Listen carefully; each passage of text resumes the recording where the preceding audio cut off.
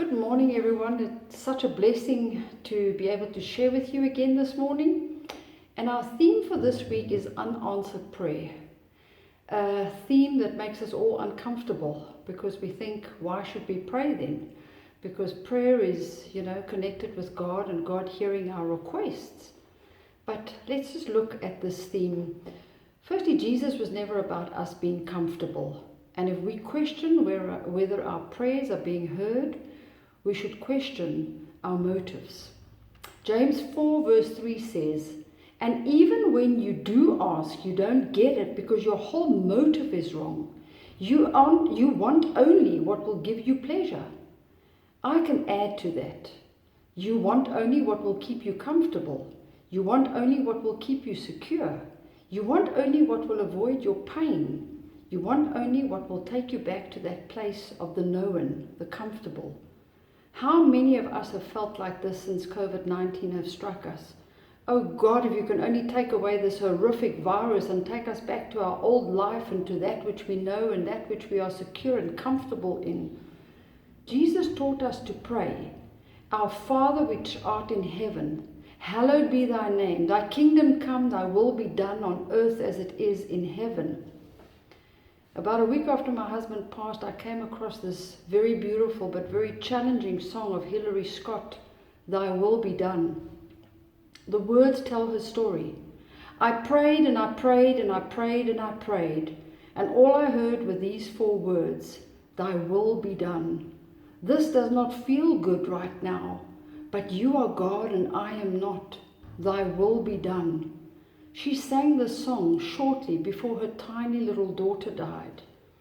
The words have struck with me so deeply, and I've come to understand that while we seek to pray in His will, and while we understand that He is God and we are not, the Lord will hear every single prayer, and He will answer every single prayer according to His good and pleasing plan for our lives. And my dear friend, often it is not what we expect, and it is not what we want. When my husband became paralyzed in 2013 and severely disabled, I came to a completely new understanding of praying within the will of God.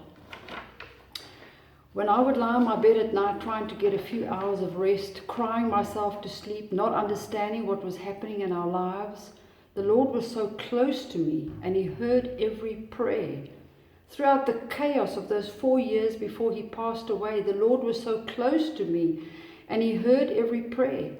I will never forget the first morning when I brought my husband home after 3 months in hospital.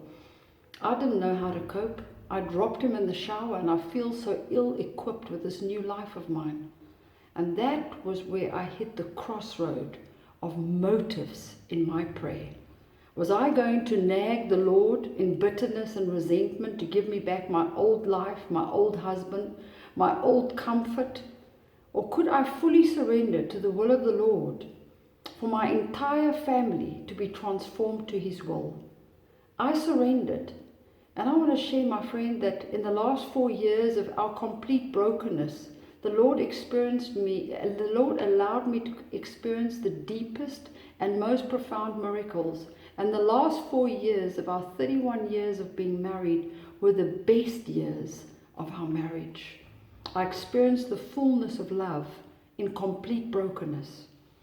And like my daughter testified the other day, it was not about giving my husband a new body on earth, but about preparing him for eternity and about changing and transforming our lives in His will completely. My friend, the Lord's will cannot be manipulated.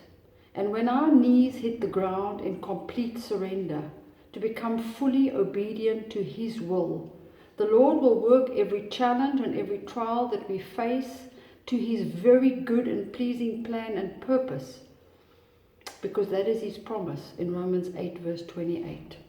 So may you be blessed as your motives are transformed, praying fully in the fullness of His will. Peace be with you.